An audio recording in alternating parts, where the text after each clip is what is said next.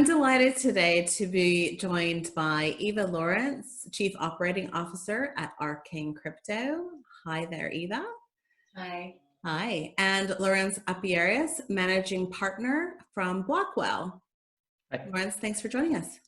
And we're going to be talking a little bit today about crypto venture capital and what the landscape looks like. So, over the past year in particular, we've seen the labor born out of the 2017 bubble come to fruition with ever more blockchain venture funds entering the market. So let's learn a little bit about your firm. So to kick things off, could each of you tell us a little bit about yourselves and your companies and how those companies came about? So Eva, let's kick off with you. Sure. So I started life as a lawyer, specializing in funds and financial services. And then I worked in-house at Morgan Stanley for about 8.5 years, both in legal roles and trading, and ended up heading up their securities lending team out of London. Mm-hmm. And then I've been consulting for a couple of Arcane's portfolio companies at the beginning of the year, and then actually moved over to the COO role within Arcane itself in August. And so Arcane Crypto was set up by two serial investors and entrepreneurs in Norway who saw this opportunity to access the crypto markets from the Nordics and set up their own crypto-focused investment company. So they brought in Torbjørn Bull Jensen, who is one of the best known, or if not the best known, Bitcoin and blockchain expert, to help them. And we're most recently about to be listed on the Swedish Stock Exchange. Congrats. Laurenz, how about you and Blockwall? So I guess part of what's relevant to that is a bit of my origin story, since I grew up as a son of an entrepreneur who has been a son of an entrepreneur. So this was my daily breed and to see and live that. But essentially, after business studies, I went into working with my father on various businesses that he had founded.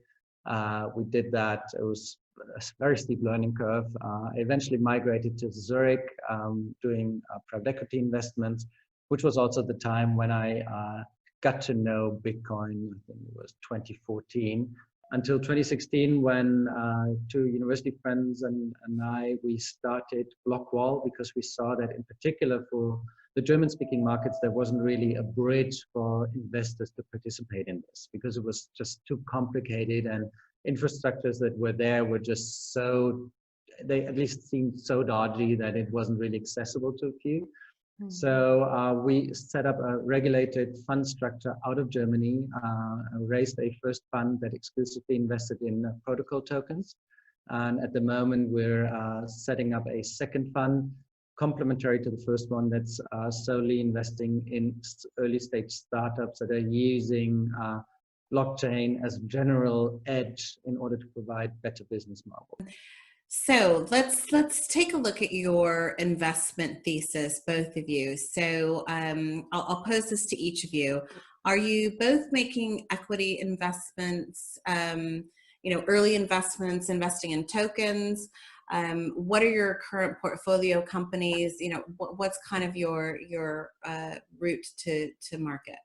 Sure, I briefly touched this just now. So we have funds dedicated to each strategy. So the first one it's a closed fund, still running for 3.5 more years, is exclusively focused on token investments. And the thesis behind that was that decentralized infrastructures have a merit and they have certain use cases. And within that, we've done several allocations in already liquid tokens, but mostly we've allocated into early stage non-yet liquid token protocols, both in the smart contract space, data marketplaces, and also Bitcoin.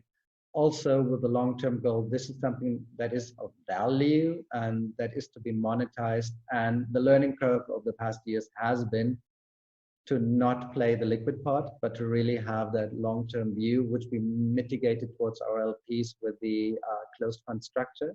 Mm-hmm. On top of that, we do invest in equity as well with the second fund, because the way you invest, the way you add value, the way you monetize such investments is completely different.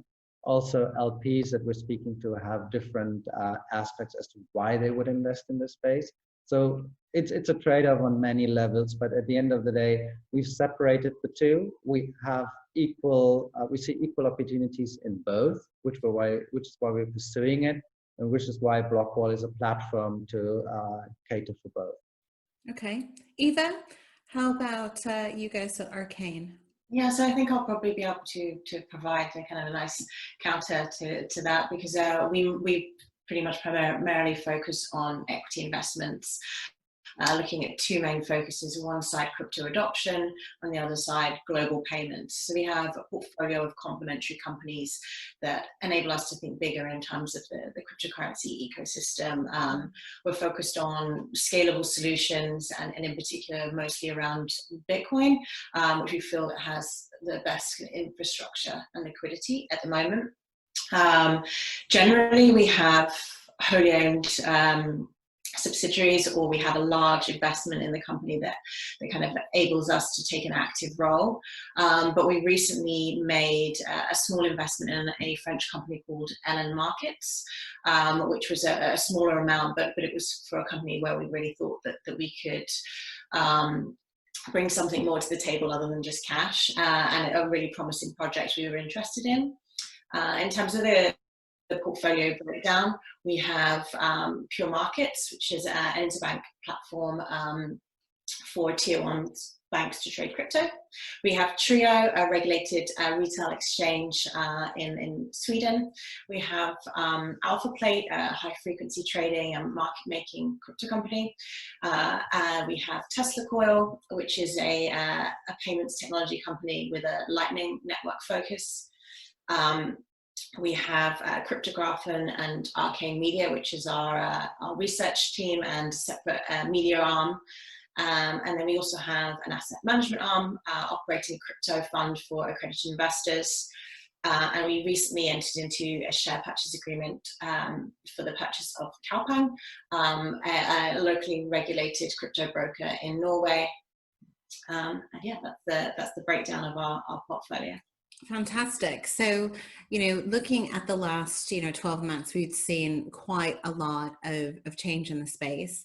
You mentioned a number of your portfolio companies are regulated. And so we've certainly seen regulators really come to the forefront in the last 12 to 18 months, putting in place governance and regulatory frameworks for companies to, adopt or adapt to. And just extending on what you've said about, the payment space, kind of the infrastructure space. What are your views on DeFi? And have you been participating in looking at, DeFi technology or protocols that look to kind of disrupt that payment space that you've been operating in? Yeah, I mean, we've definitely been taking interest in DeFi. I think everyone has. It is a very exciting kind of area of development, but we haven't been specifically looking at investing in, we haven't specifically invested in DeFi projects as of now. We've been looking more at second layer solutions on the Lightning Network. So I touched on LN Markets earlier in the small investment that we made there. They've recently launched a research paper to announce their LN Clear offering, which is a clearing platform to enable their participants to have direct ownership and access to their funds via the Lightning Network.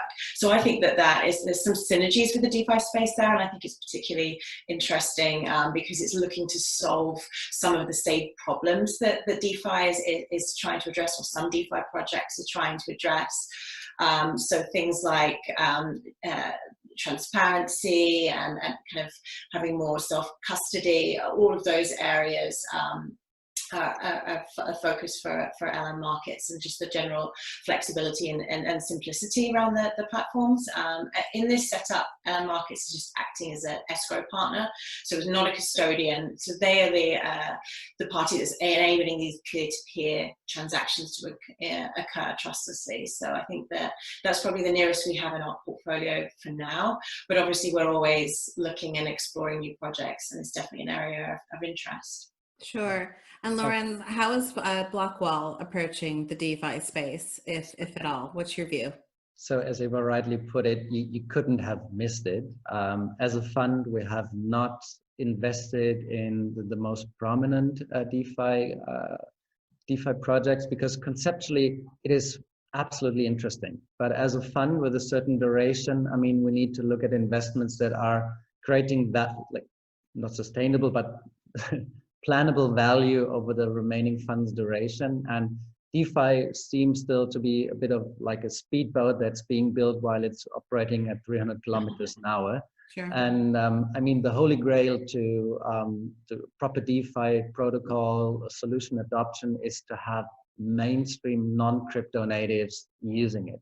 Mm-hmm. And if you look around how difficult it still is for regular retail buyers to get their hands on Bitcoin, I mean, the stretch towards DeFi solutions is still a bit wider. So conceptually, we're having a close look on it, and we're seeing some of our investments like Ocean Protocol or Fetch that are data marketplaces.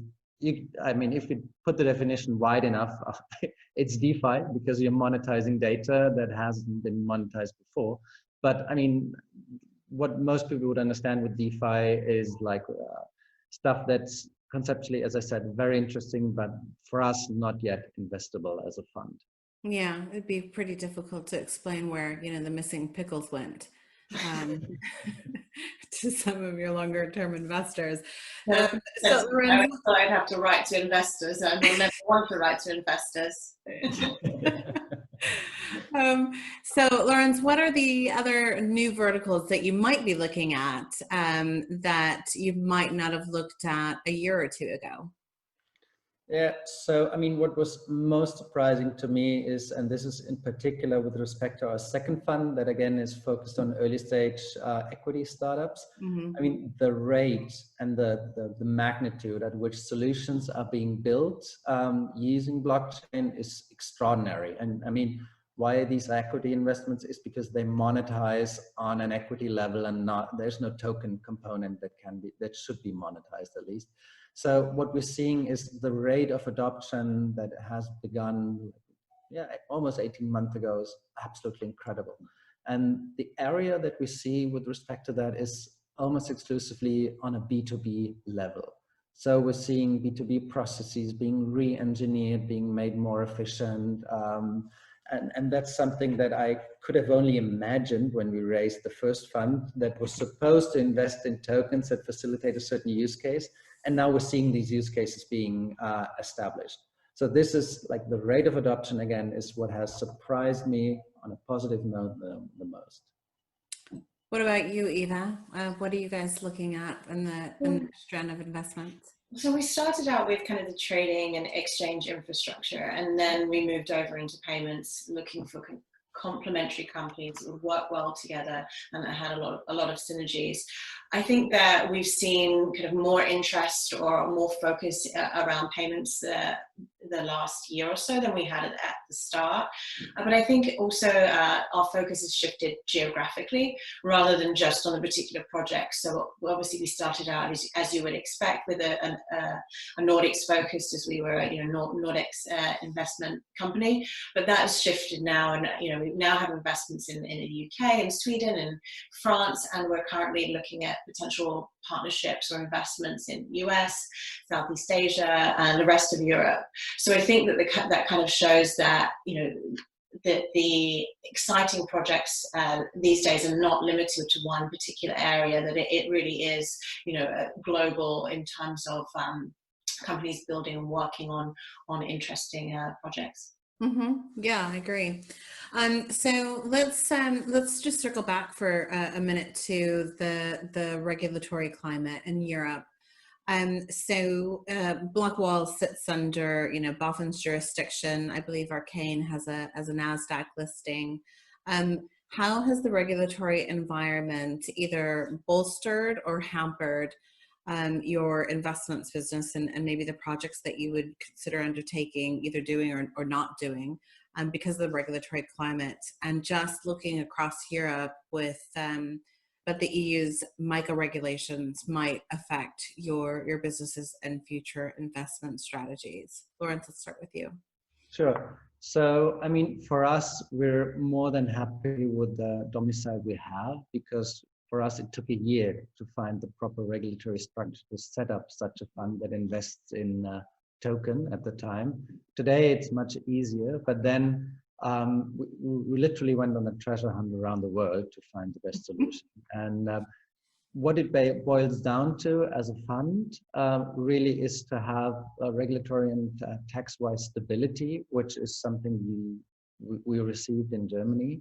From an investments point of view, we can see that there's a lot of sandboxing going on when it comes to the establishment of token protocols and the monetization and the fundraising around that. But lately, it's been a lot more equity startups that we're seeing, and these typically didn't have that many regulatory issues when it comes to setting up shop. I mean, when you're talking about payment providers or settlement startups, they have certain money licenses that they need to have. But that's, I guess, true for any sort of startup in the field. Okay, so let's just shift a little bit to kind of, sentiment around, what's happening across, venture capital over the last, 12 to 18 months or so. How's the profile of your LPs changed from when you started to today? Eva, let's start with you. Yeah, I mean, so going from a family office to being listed, it obviously is changed quite a bit, or is about to change quite a bit when the process is complete. But I think in general, we've been seeing more interest for kind of the more traditional investors, your asset managers, your insurance companies. They're starting to take even more notice and saying, okay, how can I get involved? How can I get exposure? Whereas previously, it's something that they've had an interest in, but it's more from the the ventures, and they've sat on the sidelines and said, okay, well, I find this area interesting, but at the moment, it's just not possible for me to allocate any funds to this area. So we've seen that. And then, would you say that the volatility of tokens has actually created a barrier or concern for those investors, or are you experiencing any kind of FOMO where people are jumping in that wouldn't have otherwise? I mean, I would say for us that they view that as a completely separate market, and kind of that's more consumer face. So for them, unless it was a setup where you have a token project that is being they have exposure to via a fund, for example, and that they're confident with the ability of that fund manager, then maybe they would be concerned with that side of things, or just pay more attention to it. But I think that the high volatility token projects that you're referring to don't really have any direct impact on our business and what our investors are seeing. They kind of view that as a side point and a meme that they'll look at on Twitter, but not really directly impacting their investment decisions. And most of the time, they trust, if they do invest via a fund, they'll trust the fund manager to know that these kind of fads or projects that maybe have less credibility are not something that we would necessarily be looking at. Okay. And how about you, Laurenz? What's the sentiment from your side? So there's definitely a huge difference that we could observe between the first fund and the second fund. So when we raised that first fund in 2017, our investors are exclusively single family offices and high net worth individuals that had their ticklish feelings beneath their fingernails and wanted to participate, but didn't really get their hands around it to do it themselves. And for that, we raised quite a significant amount of money, because we also had to learn at the time that a lot of what would be classified as proper institutional investors simply don't have a mandate to hold anything directly or indirectly that relates to tokens. So that's also what we see with respect to our second fund, the equity fund, where there's a lot of interest compared to the first one of people wanting to have access to this exposure to this still niche area of blockchain when it comes to venture capital, because they for themselves, and this is what COVID-19 has tremendously helped with, is they want to be invested in one of those exponential technologies that they've researched about and they want to have an allocation in. They don't see deal flow for that. They have a mandate to invest in venture funds, so that helps. So this is definitely what has changed. And on a side note, even though we're talking about an equity venture fund, the rising prices of token do support that to some extent, because it's an underlying confirmation of the technology overall, but it's not a major driver. But definitely when it comes to volatility, since you mentioned it, the fact that we have a closed fund structure is something that a lot of our LPs have come back to us saying, like, Laurenz, now I finally understand why I insisted on a closed fund structure, because I wouldn't have survived this roller coaster ever since. Okay, that's very interesting. Yeah. So, looking ahead, both of you, what do you think the next big play is in the next 5 years that the rest of the market might not yet have its eye on? Lauren, start with you. So, I mean, the major move I expect, aside from any predictions people have on price of Bitcoin or Ethereum, but I want to talk about the overall adoption of this technology, which I think is the more important aspect, is that, I mean, we're seeing, given our research institute, we see how many corporates have an active interest in this technology, and they're looking for solutions to adopt them.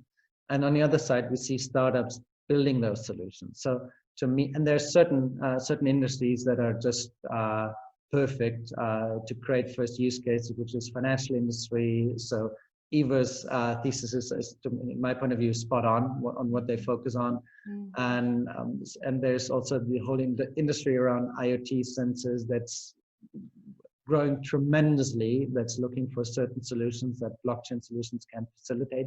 So all around this upgrade on B2B software that we are seeing, I think is something that's getting more awareness over the next couple of years, where we'll see major growth on startup levels, very much adoption on corporate levels, and hopefully some exits as well, which helps the overall venture part around blockchain mature even more, because it simply creates more awareness.